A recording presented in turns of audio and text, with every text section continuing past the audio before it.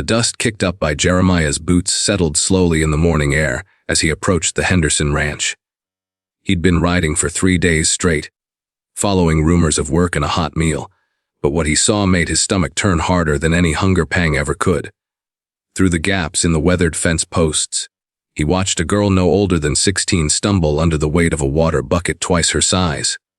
Her thin frame shook with each labored step, and when she finally collapsed, spilling precious water across the parched earth, a man's voice roared from the house like thunder before a storm. Jeremiah had seen plenty of cruelty in his 2 years wandering the frontier. He'd witnessed cattle rustlers string up innocent men, watched claim jumpers shoot families in cold blood, and seen more violence than any soul should carry. But something about the way this girl braced herself before the beating began, something about how she tried to shield her face while still attempting to crawl toward the overturned bucket, struck him differently. Maybe it was the way she whispered what sounded like an apology to the spilled water, or maybe it was how she reminded him of his sister Sarah, lost to fever when they were both just children. The man doing the beating was Buck Henderson, a rancher whose reputation preceded him into every saloon and trading post within 50 miles. Henderson ran his spread with an iron fist, treating his hired hands little better than the cattle they tended. But this girl wasn't hired help. From what Jeremiah could piece together from town gossip, she was Henderson's ward, orphaned when her parents died in a wagon accident 2 winters back. The law said Henderson was her guardian, responsible for her care and upbringing, but the bruises covering her arms told a different story entirely.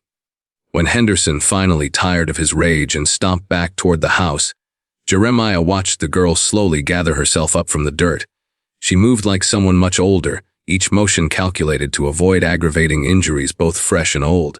Her dress, once probably blue, had faded to the color of old dishwater and hung loose on her small frame. But it was her eyes that haunted him most as she glanced around to make sure no one was watching before she began collecting the scattered pieces of the broken bucket.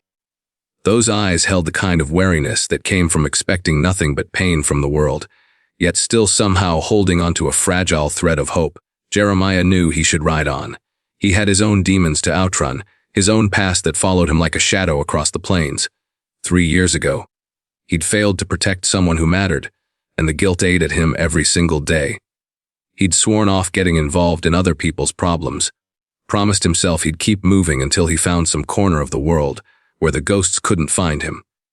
But as he watched that girl try to salvage water from puddles of mud, something inside him cracked open like a dam in spring flood.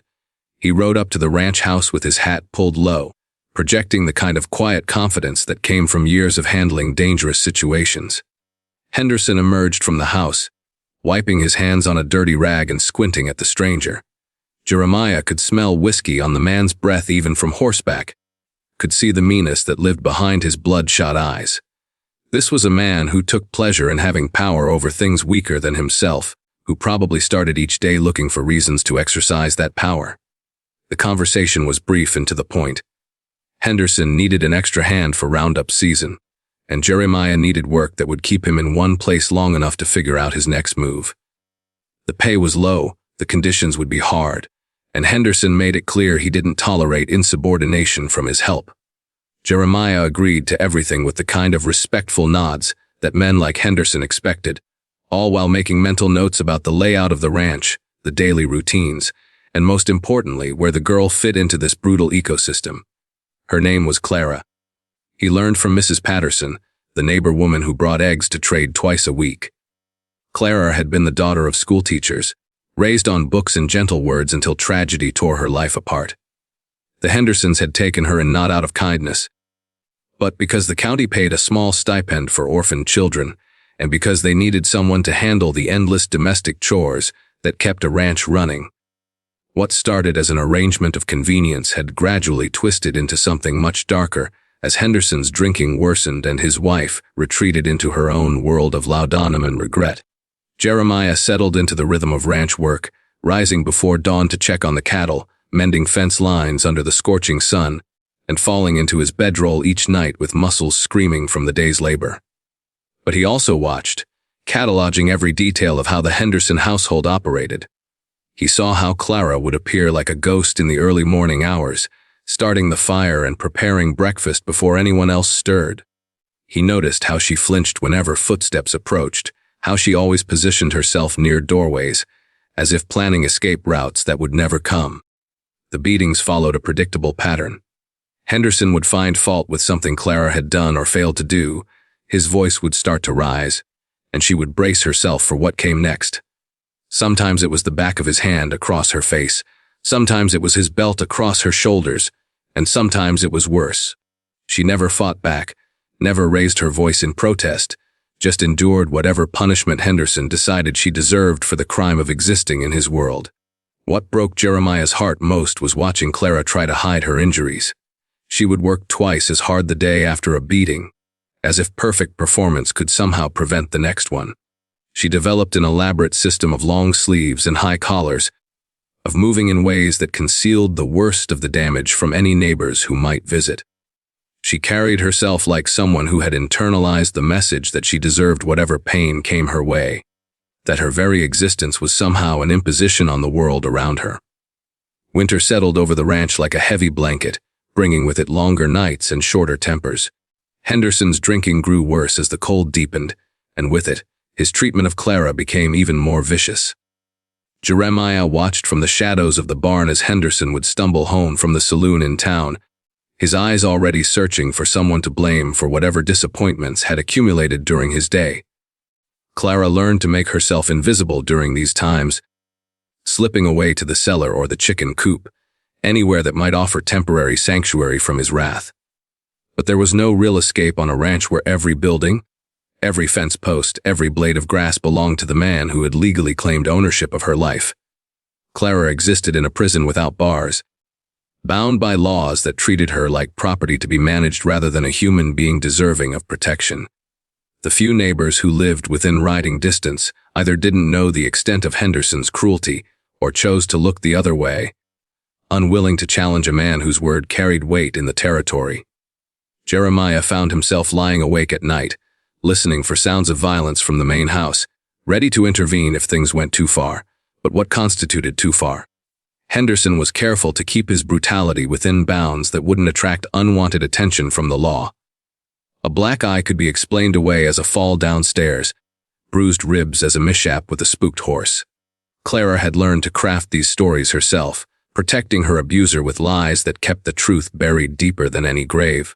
The breaking point came on a Tuesday morning in late February. Jeremiah was mending tack in the barn when he heard Henderson's voice rising to that familiar pitch that meant trouble. By the time he reached the house, Clara was already on the ground, blood trickling from her nose while Henderson stood over her with his fist raised for another blow. She had apparently been too slow bringing in the washing before an unexpected snow squall, and several of Henderson's shirts had gotten wet and frozen on the line. Something inside Jeremiah snapped. 3 years of running from his own failures, 3 years of telling himself he couldn't save anyone, 3 years of carrying the weight of his sister's death, all of it crystallized into a moment of absolute clarity. He stepped between Henderson and the girl, his hand resting casually on the grip of his Colt revolver, and spoke in the kind of quiet voice that carried more threat than any shout ever could. Henderson's face went through a series of expressions, confusion giving way to recognition, then to calculation as he weighed his options. He was a bully, but he wasn't stupid, and he could read the danger in Jeremiah's eyes. This wasn't some drifter cowboy looking for trouble. This was a man who had killed before and would do it again if pushed. Henderson backed down, muttering about how his business was his own and how hired help should mind their place, but the message had been delivered and received. Clara stared at Jeremiah with something approaching wonder, as if she couldn't quite believe someone had stood up for her. In her world, adults were either perpetrators of violence or passive witnesses to it. The idea that someone might actually intervene on her behalf was so foreign that she struggled to process what had just happened. She touched her bleeding nose with trembling fingers, her eyes darting between Jeremiah and Henderson, as if trying to understand the new dynamics that had suddenly shifted the balance of power in her small universe. From that day forward, the atmosphere on the Henderson ranch changed in subtle but unmistakable ways. Henderson still drank, still raged, still found reasons to be cruel, but he was more careful about when and how he exercised that cruelty. Jeremiah made sure to always be within earshot during the times when tensions typically ran highest, and his presence alone was often enough to keep Henderson's worst impulses in check. It was a fragile peace, built on the mutual understanding that violence was only temporarily restrained, not permanently resolved. Clara began to change too, so gradually at first that even Jeremiah almost missed it. She started making eye contact when they passed each other in the yard, started eating slightly larger portions at mealtimes, started humming while she worked. The transformation was fragile and tentative, like a wild animal learning to trust, but it was real. For the first time since her parents' death, she had someone in her corner, someone who saw her as more than just an inconvenience to be endured. The conversations between them started small and grew slowly. Jeremiah would comment on the weather while Clara hung laundry, or mention how good the biscuits were while helping himself to breakfast. She responded with nods at first, then single words, then eventually short sentences. He learned that she missed reading more than anything else, that she used to dream of becoming a teacher like her parents, that she sometimes snuck out at night just to look at the stars and remember what it felt like to hope for something better. Jeremiah found himself sharing things he'd never told another living soul. He talked about Sarah, about how he'd been supposed to watch her the day she fell through the ice, about how he'd spent his entire adult life trying to outrun the guilt of that failure. He told Clara about the war, about the friends he'd lost and the things he'd done that still visited him in nightmares. Most importantly, he told her that she deserved better than the life she'd been handed, that the cruelty she endured wasn't her fault, and that somewhere beyond the boundaries of the Henderson ranch was a world where she could be valued for who she was rather than punished for existing. As winter gradually gave way to spring, their bond deepened in ways that neither of them had expected. Jeremiah taught Clara how to read the weather by watching cloud formations, how to track animals by the signs they left behind, how to handle a rifle in case she ever needed to defend herself.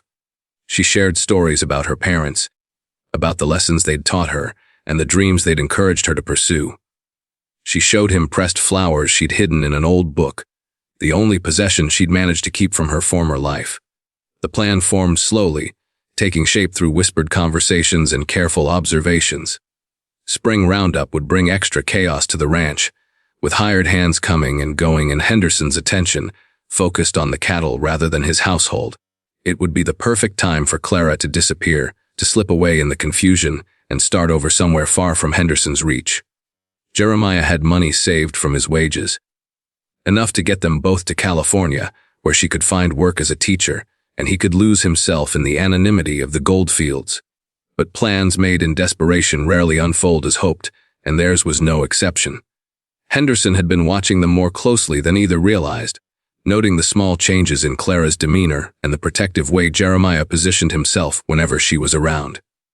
The man was cruel, but he wasn't blind, and he recognized the threat that their growing connection posed to his absolute control over his household. The confrontation came on a cold March morning when Henderson cornered Clara in the barn, his breath reeking of whiskey and his eyes bright with malicious intent. He had discovered the small bundle of belongings she'd hidden in preparation for their escape, and his rage at her presumption in thinking she could leave him was beyond anything she had experienced before. This time Henderson didn't just want to hurt Clara, he wanted to break her completely, to remind her of her place in his world and eliminate any ideas about independence or escape that Jeremiah might have put in her head. The beating was savage, worse than anything that had come before, and when Jeremiah found her crumpled in the hay, her dress torn and her spirit shattered, something fundamental shifted inside him. The careful control he'd maintained for months evaporated, replaced by a cold fury that had been building since that first day he'd watched her fall. This wasn't just about protecting Clara anymore. This was about confronting the kind of evil that thrived on the suffering of the innocent, the kind of cruelty that turned human beings into monsters. The showdown with Henderson was inevitable, a culmination of months of tension and barely contained violence. They faced each other in the ranch yard as storm clouds gathered overhead, two men whose paths had been destined to cross from the moment Jeremiah first rode onto the property. Henderson was drunk and overconfident, secure in his position as landowner and legal guardian, convinced that his authority gave him the right to do whatever he pleased to those under his power. Jeremiah was stone sober and deadly calm, his hand steady and his purpose clear as mountain water. Henderson drew first, his movements clumsy with alcohol and rage, but Jeremiah had been preparing for this moment for months. His shot took Henderson center mass, dropping him to the muddy ground where he bled out while cursing everyone and everything that had brought him to that moment. Mrs. Henderson watched from the window, making no move to help her dying husband, and when it was over, she simply nodded to Jeremiah, as if acknowledging that justice had finally been served. The aftermath brought its own complications.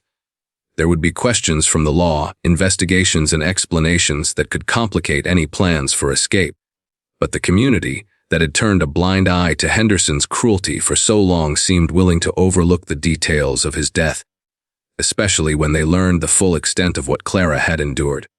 The county sheriff ruled it self-defense after hearing testimony from neighbors who had witnessed Henderson's brutality over the years, and Mrs. Henderson, finally free from her own prison of fear and laudanum, signed papers releasing Clara from any legal obligations to the ranch. Spring arrived early that year, melting the snow and turning the prairie green with promise. Jeremiah and Clara left the Henderson ranch on a warm April morning, their few possessions packed in saddlebags and their faces turned toward the western horizon. Clara rode beside him on a gentle mare, her back straight and her eyes bright with the kind of hope she'd almost forgotten how to feel. She was still healing, still learning to trust in the possibility of kindness. But each mile they traveled took her further from the darkness that had nearly consumed her. They settled in a small town in Colorado where nobody knew their history, and nobody asked uncomfortable questions about their past. Clara found work teaching at the local schoolhouse, and Jeremiah hired on with a ranch owner who treated his help with respect and paid fair wages. They lived in separate boarding houses at first, maintaining the proper appearances that frontier society demanded. But everyone in town could see the bond between them, the way they protected and supported each other through the challenges of building new lives from the ashes of their old ones. Their courtship was slow and gentle, built on a foundation of shared trauma and mutual healing rather than passion or convenience. Jeremiah waited patiently while Clara learned to trust again. While she discovered that not all men were like Henderson, that some could be kind without expecting anything in return, Clara helped Jeremiah understand that saving her had also saved something in himself, that protecting her had finally given him a way to honor his sister's memory rather than being haunted by it.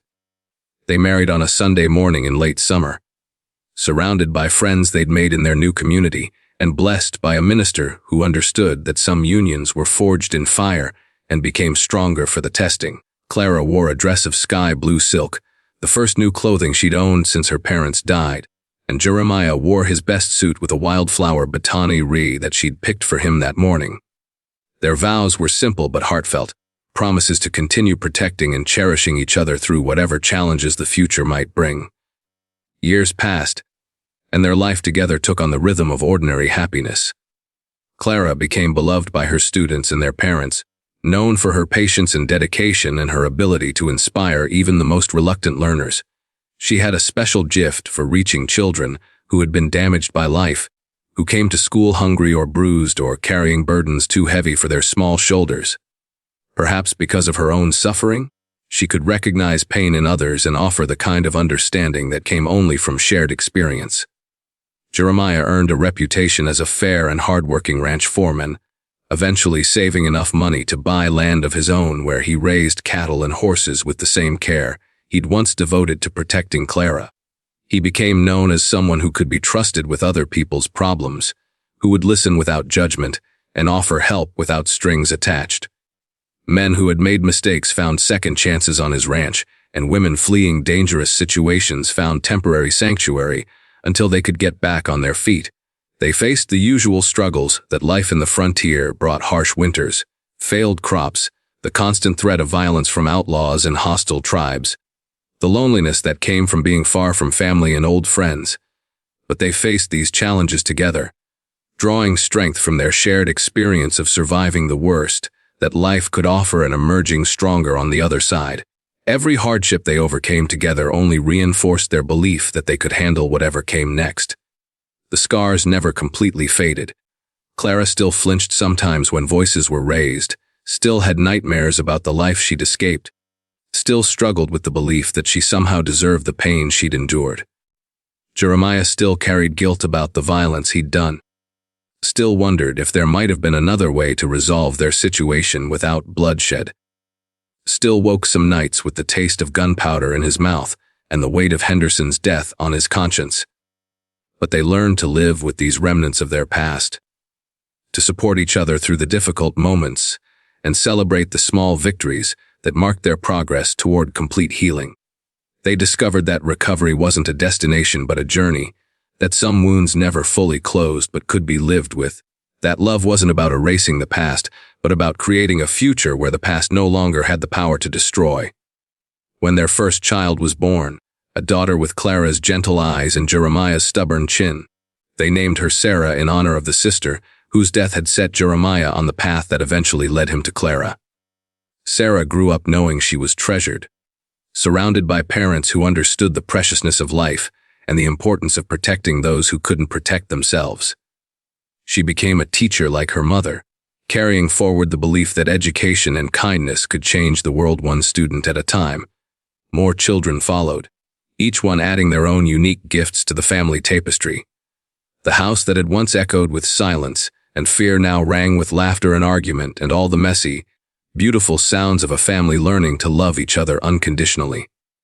Clara and Jeremiah raised their children to be strong but gentle, to stand up for those who couldn't stand up for themselves, to understand that true strength came not from the ability to inflict pain, but from the courage to endure it and still choose kindness. On quiet evenings, when the work was done and the children were asleep, Clara and Jeremiah would sit on their porch and watch the sun set over the mountains they'd learned to call home. They rarely spoke of the Henderson Ranch or the darkness they'd escaped, but the bond forged in that crucible remained the foundation of everything they'd built together. They had found in each other not just love, but redemption, not just partnership, but purpose. The frontier was a hard place that broke many people, but it also offered something precious to those strong enough to claim it, the chance to start over, to become something better than what circumstances had made them. Clara had learned that she was worth protecting, worth cherishing, worth fighting for, that her value as a human being wasn't determined by how others chose to treat her. Jeremiah had discovered that his capacity for violence could be transformed into a force for protection rather than destruction, that his strength could shelter rather than harm. Their story became part of the town's folklore, told in hushed voices around campfires and dinner tables as an example of how love could triumph over cruelty, how two broken people could heal each other and build something beautiful from the wreckage of their past. Children who grew up hearing their story learned that heroes didn't always wear badges or carry guns. Sometimes they were just ordinary people who chose to stand up when it mattered most, who saw worth in those the world had discarded. As they grew old together, Clara and Jeremiah never lost the sense of gratitude that had sustained them through their darkest days. They knew how easily their story could have ended differently. How many others like Clara never found their Jeremiah, never escaped the cycles of cruelty that trapped them. This knowledge made them fierce advocates for the vulnerable, opening their home to orphans and runaways, standing up to bullies and tyrants whenever they encountered them.